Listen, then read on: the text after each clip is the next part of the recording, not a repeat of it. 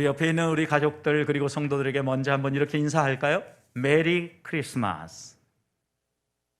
네, 원래는 우리 예배당 안에 이 메리 크리스마스 하는 이 소리가 가득 흘러 넘쳐야 되는데 그러지 못하고 각각의 가정에서 오늘 흩어서 예배하는데, 하나님께서 어디에서든 예배하는 우리 모든 성도들에게 성탄의 기쁨과 성탄의 축복이 가득 흘러 넘치기를 먼저 주님의 이름으로 축복합니다. 그리고 무엇보다도 이렇게 우리 주님 성탄하신 이 성탄절에 두 명의 어린아이와 한 분의 어른에게 세례를 베풀 수 있어서 너무 행복합니다. 우리 예수님께서 이 땅에 오신 가장 중요한 이유를 하나 들라고 하면 한 사람 한 사람 죽어가는 영혼을 불러서 구원하시기 위해서 이 땅에 오시지 않았습니까?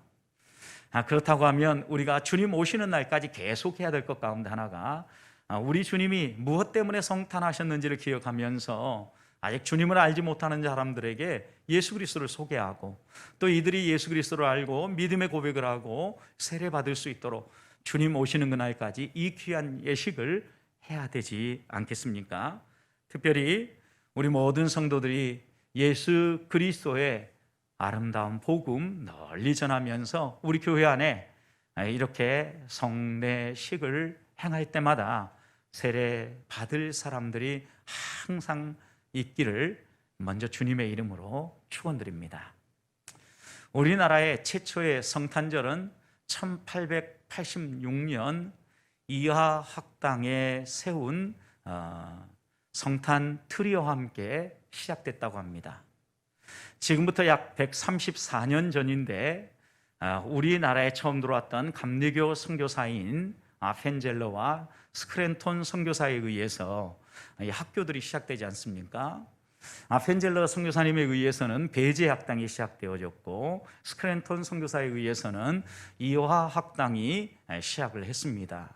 그런데 배제 학당은 초기에 양반들의 자녀들, 그리고 학식 있는 사람들, 그리고 유망한 사람들이 주된 학생들이었다고 하면, 이 학당은 그 당시에 비천하고 사람들의 주목을 받지 못했던 여인들이었다고 합니다. 이 학당에 처음 들어온 학생 중에 한 사람은 콜레라에 걸렸다고 해서 부모가 길거리에 내어버린 여인이 학생이 되었습니다. 또 시집을 온 지 얼마 되지 않았는데 남편이 세상을 떠난 겁니다.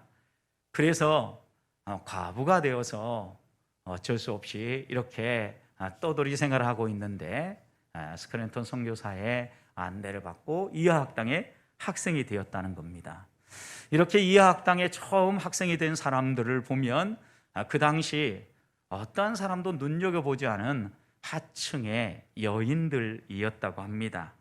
여러 가지 이유로 버림받은 길거리 어린 소녀들, 그리고 무력한 과부, 부모가 맡기고 간 딸, 학교 일꾼의 딸, 이런 사람들이 이하학당의 첫 번째 학생이었다는 겁니다. 그런데 여러분 생각해 보십시오. 마태가 이 땅에 성탄하신 예수 그리스도를 소개하기 위해서 마태복음 1장에 족보를 쭉 열거하고 있는데, 예수님의 족보에 열거되어지는 사람들도 한번 보십시오. 분명히 이스라엘에서 유명하고 우리가 이름만 들어도 참 힘 있는 사람이구나 라고 이렇게 느껴지는 분도 있지만, 그 족보 속에는 죄를 지은 사람도 있고 정말 그 족보에 들어갈 법하지 않은 그런 사람들도 있다는 겁니다. 특별히 이 족보에 기록되고 있는 4명의 여인들을 한번 여러분 생각해 보십시오. 다말, 라합, 그리고 룻, 그리고 우리아의 아내, 이 4명의 여인들 한 사람 한 사람을 생각해 보면 그 당시 가부장적이고 남성 중심적인 사회에서 여성들이 족보에 포함되려고 하면 어떤 특별한 부분이 있어야 되거든요. 우리나라도 주로 족보에 남자들만 올려져 있었지 않았습니까? 그런데 부모님들 가운데 특별히 조금 의식 있게 이고 우리 딸도 족보에 올려야 되겠다, 그래야 족보에 여인들의 이름이 들어가던 시절이 우리도 있지 않았습니까? 예수님의 족보가 쓰여지는 이때에도 여인들이 족보에 이름을 올리려고 하면 어떤 특별한 면이 있어야 되는데, 여러분 이 4명의 여인들을 보십시오. 특별하다기보다는 오히려 부적합해 보이는 여인들이지 않습니까? 다말은 시아버지에게 몸을 파는 창녀 행세를 한 여인입니다. 라합은 조국을 배신한 매국노입니다. 룻은 이방 여인이고 과부였습니다. 우리아의 아내는 아마도 많은 성경학자가 이야기하는 것처럼 우리아가 이방인이었을 것이기 때문에 아마 이 우리아의 아내 밧세바도 이방인이었을 것이다 라고 얘기를 합니다. 여러분, 여인이라는 사실도 족보에 들어가기 부적합한데 이방인입니다. 창녀입니다. 매국노입니다. 여러분, 이런 여인들의 이름을 왜 성경은 예수 그리스도를 소개하는 족보에 담고 있을까요? 여기에 하나님이 주시는 은혜의 말씀이 있습니다. 예수 그리스도는 우리 모두를 위해서 이 땅에 오셨다는 것입니다. 예수님의 족보에 천하 만민을 담고 싶으셨던 것입니다. 남자만이 아니라 여자, 또 유대인만이 아니라 이방인, 깨끗한 사람만이 아니라 범죄한 사람도, 부자만이 아니라 가난한 사람도, 젊은 사람만이 아니라 나이든 노인도 함께 이 족보에 모두 참여해서 구원의 복락을 누릴 수 있도록 구원의 길을 열기 위해서 예수 그리스도가 이 땅에 오셨다라는 걸 소개하기 위해 족보가 이렇게 기록되고 있다는 겁니다. 좀 더 순전하고 좀 더 순결하고 좀 더 깨끗한 혈통을 따라 우리 주님이 오실 수 있었습니다. 그런데 우리 주님은 이런 선택을 하지 않으셨습니다. 아무런 죄가 없고 완벽하고 순결한 죄 없으신 하나님이 오염된 혈통을 선택해서 이 세상 안으로 들어오셨다는 것입니다. 이것이 하나님이 우리에게 들려주시는 구원의 소식이며 구속의 비밀입니다. 하나님은 우리에게 누구나 예수 그리스도가 누군지를 알고 그 예수 그리스도가 나의 죄 때문에 십자가에 매 달리셨다는 사실을 인정하기만 하면, 믿음으로 받아들이고 고백하기만 하면 구원받는 구원의 길을 열기 위하여서 이런 족보 속에 오셨다는 말씀입니다. 마치 우리나라 초기에 선교가 배제학당을 통해서 학식 있고 명망 있는 자제들만이 아니라 이 학당을 통하여서 정말 하층의 여인들에게 첫 번 우리나라의 성탄의 기쁨과 소식이 전해졌던 것처럼 우리 주님은 어느 곳에서나 유력한 자, 명망 있는 사람, 힘 있는 사람만이 아니라 연약한 사람, 그리고 힘없는 사람, 가난한 사람을 위해서도 이 땅에 오셨다라는 것을 명확하게 보여주기 위해서 이렇게 우리에게 다가오셨다는 말씀입니다.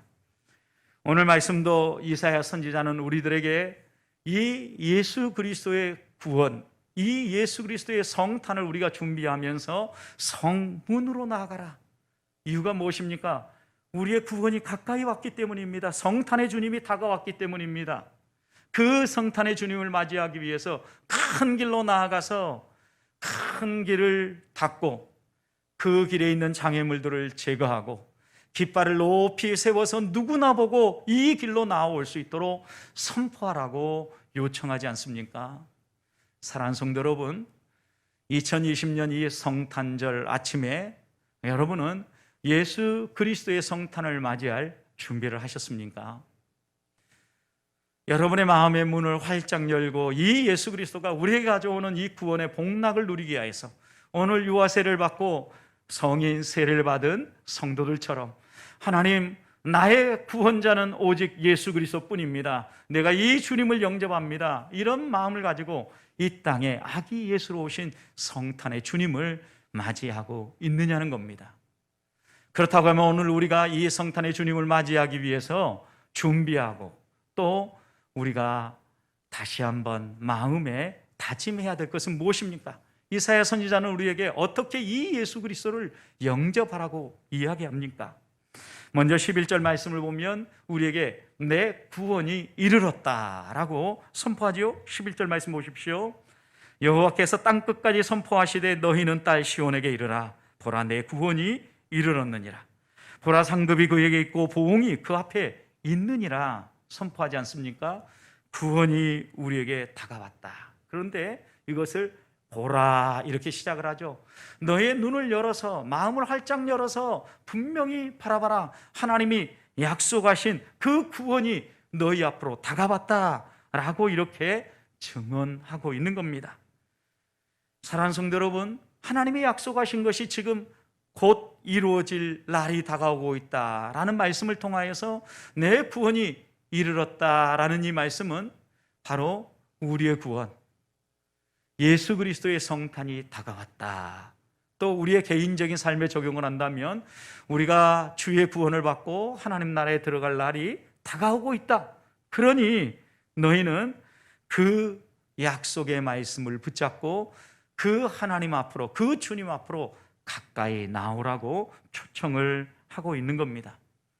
사랑하는 성도 여러분, 성도는 하나님의 약속을 붙잡고 그 약속이 이루어질 것을 기대하며 살아가는 사람입니다. 2000년 전에 예수님이 성탄할 때 유대인들은 하나님의 말씀을 오해했고 그 말씀을 제대로 해석하지 못했기 때문에 약속하신 대로 오신 성탄의 주님을 알아보지 못했고 그 예수 그리스도를 영접하지 못했던 것입니다.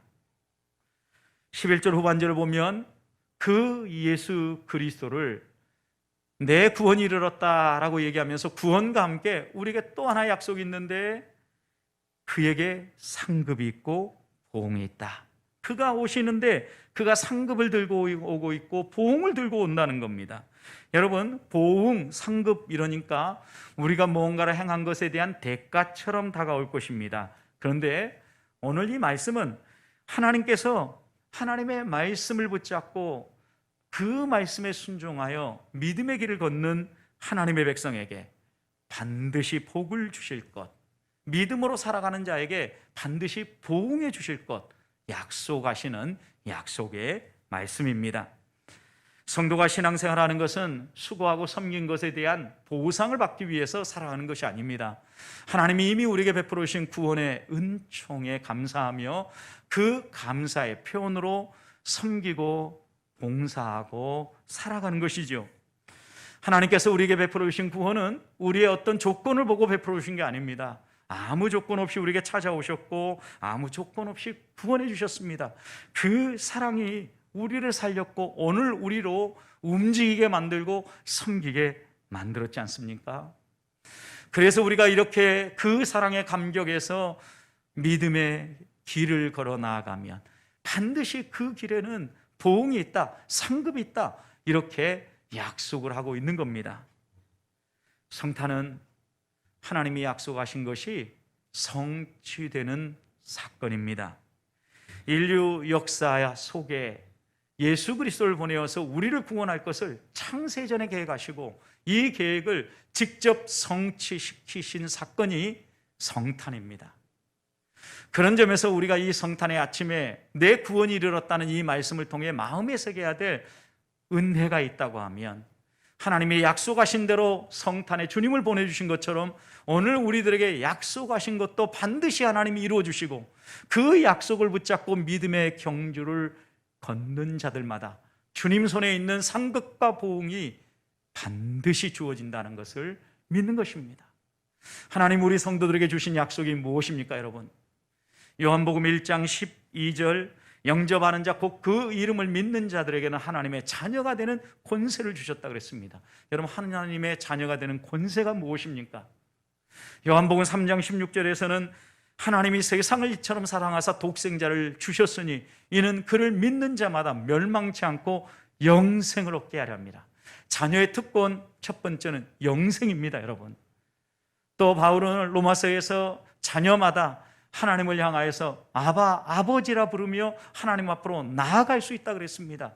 자녀의 특권 두 번째는요, 하나님 앞에 아빠라고 부르며 나아가서 기도할 수 있는 특권입니다.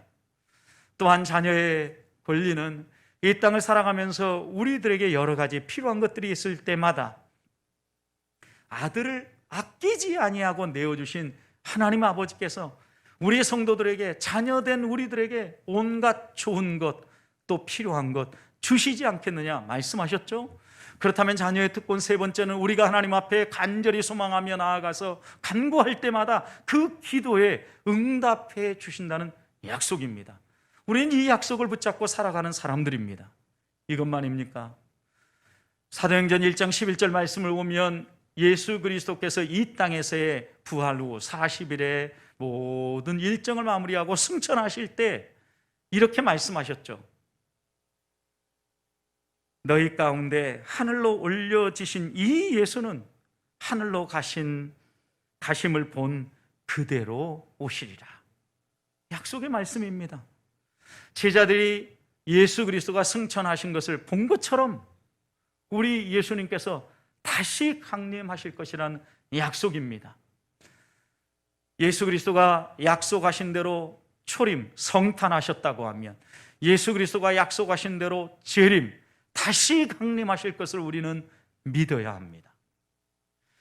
그래서 우리가 다시 한번 이 성탄의 아침에 내 구원이 이르렀다라는 이 선포의 말씀을, 이 사회의 증언을 마음에 새기면서 나는 이 아침에 하나님이 주신 약속의 말씀을 붙잡고 믿음의 삶을 살고 있는가?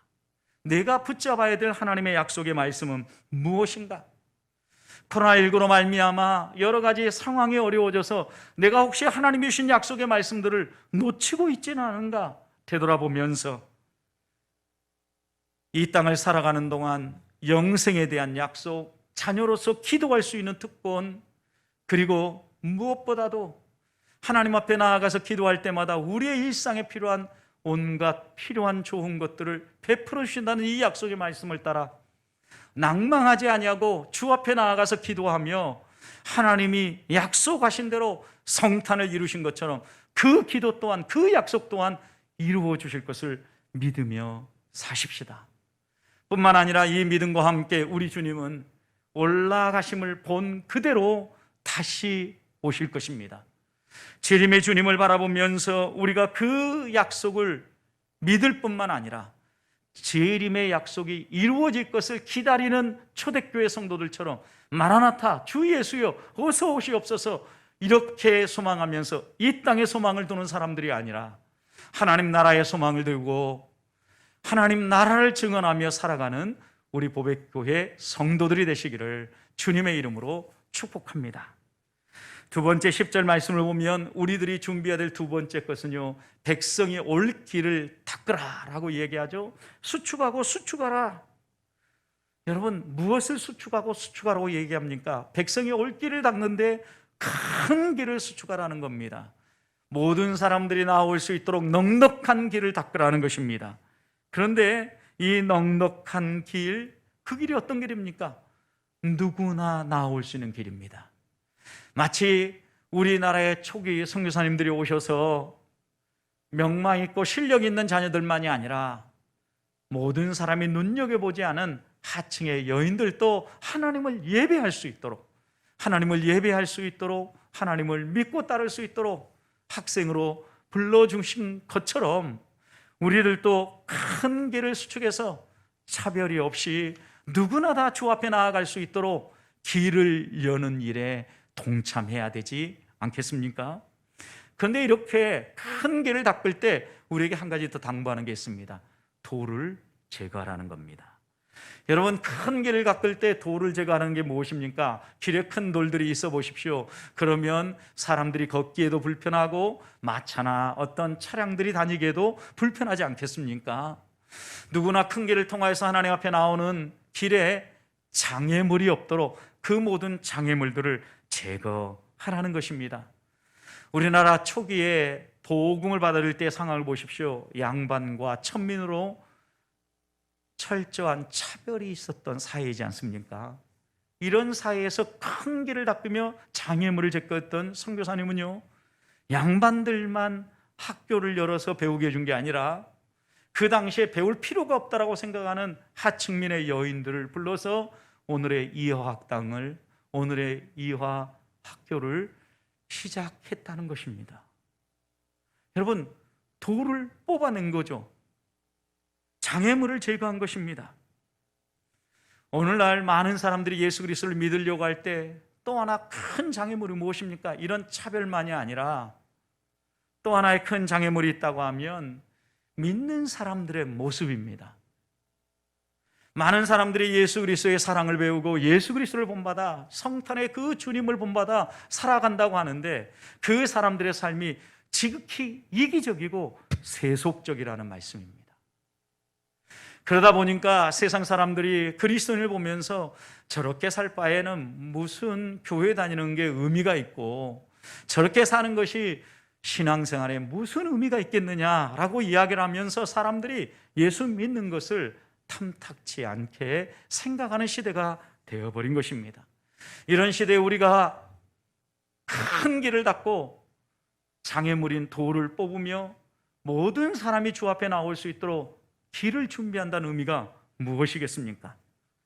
무엇보다도 우리의 삶을 다듬는 것이 우선일 것입니다. 성도 여러분, 우리가 우리의 삶을 다듬는다는 의미가 무엇입니까? 우리가 받은 복음이 진리이고 이 복음이 정말 세상을 구원하는 하나님의 능력이라면 우리의 삶을 변화시키고 우리를 새롭게 하는 성도의 삶이 드러나야 되지 않겠습니까? 초기에 선교사들이 들어와서 성탄의 기쁨과 함께 상처난 여인들 그리고 여러 하층민들을 보듬어주고 치유했던 것처럼 오늘 우리 교회가 바로 이런 상처난 사람들을 보듬어주고 치유하는 사역을 감당해야 되지 않겠습니까? 그런데 언제부턴가 우리는 우리의 상처도 치유하기 힘들다, 나도 상처 입은 사람이다 라고 얘기하면서 스스로 주저앉아 버립니다. 사랑하는 성도 여러분, 우리도 상처 입은 사람들인 게 맞습니다.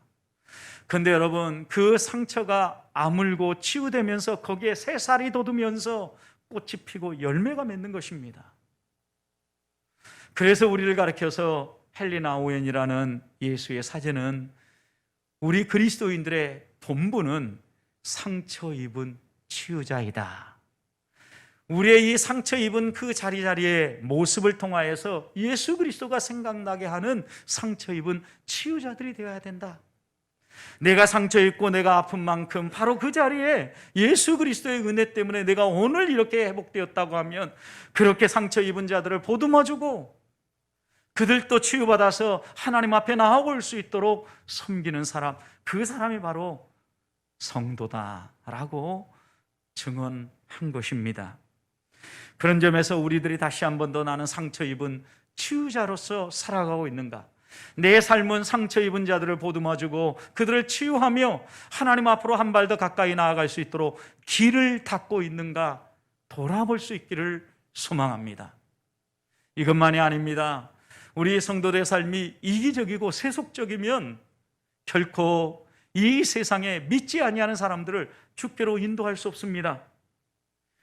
세상 사람들이 출세하기 위하여서 좀 편하게 살기 위해서 보다 더 잘 먹고 잘 살기 위해서 열심히 사는 것과 똑같이 오늘날 수많은 그리스도인들이 예수 믿으면 복 받습니다, 예수 믿으면 평안합니다, 예수 믿으면 모든 게 잘 됩니다 라고 선포하면서 그 길을 똑같이 걷는다면 세상 사람과 우리가 무엇이 다를 바가 있겠느냐는 것입니다.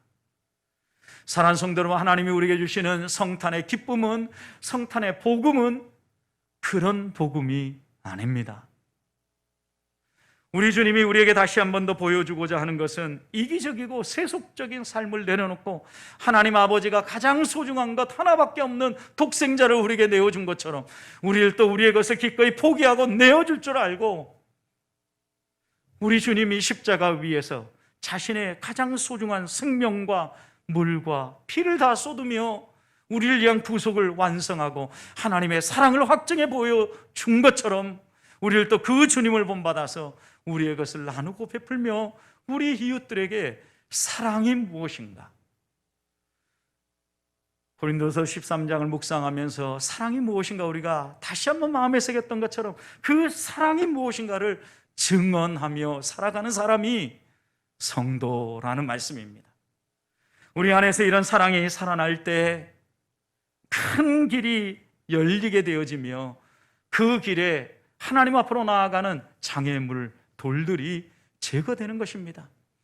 지난 월요일 우리 교회도 어렵지만 기꺼이 성도들이 마음을 모아 헌금한 성탄맞이 이웃사랑 헌금을 통하여서 가양 3동의 어려운 이웃들에게 라면 150박스, 조촐하지만 작은 거지만 이렇게 나눌 수 있는 것, 그래도 우리 교회가 주의 복음을 가슴에 품고 하나님 사랑을 실천하는 교회가 되고자 작은 몸부림을 하고 있는 겁니다.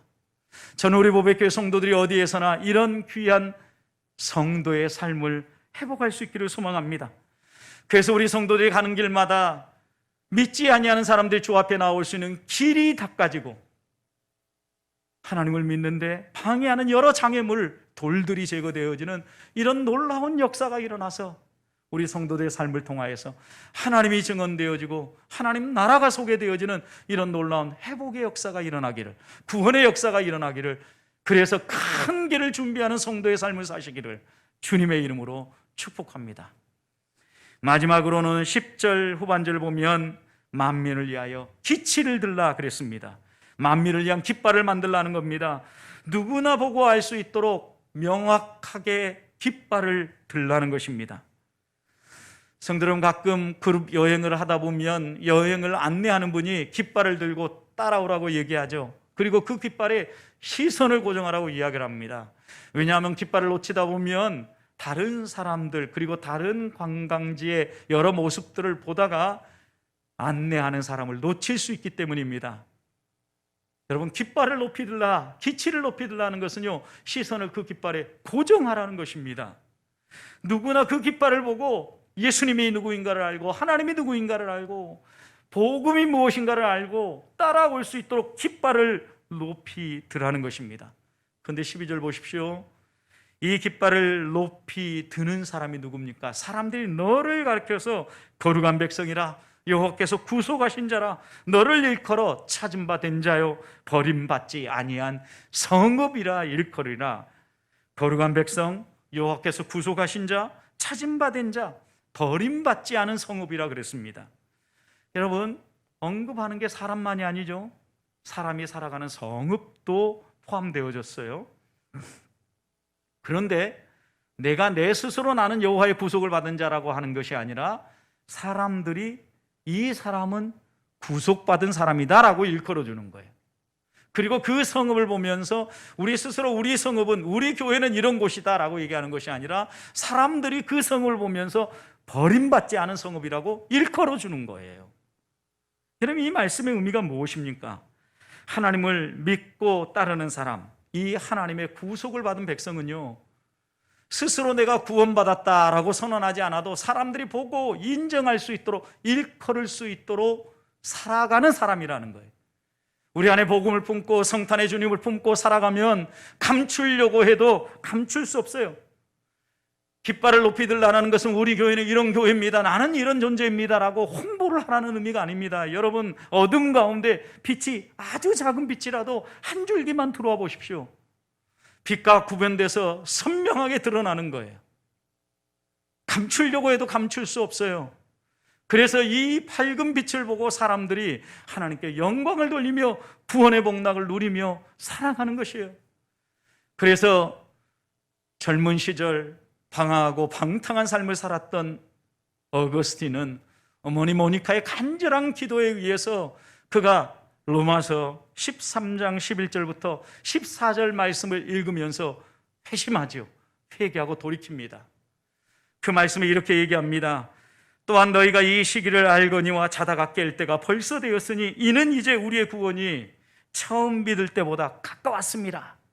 지금이 어느 때인가 너희가 깨달으라는 거예요. 이 말씀을 읽을 때 어거스틴은 찔림이 있었습니다. 내가 이렇게 살아갈 때가 아니구나 깨달은 거죠.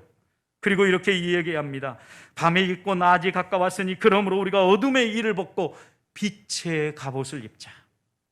성도 여러분, 이 세상 어둠 가운데 빛으로 오신 성탄하신 아기 예수를 영접한 우리는 빛의 자녀들입니다.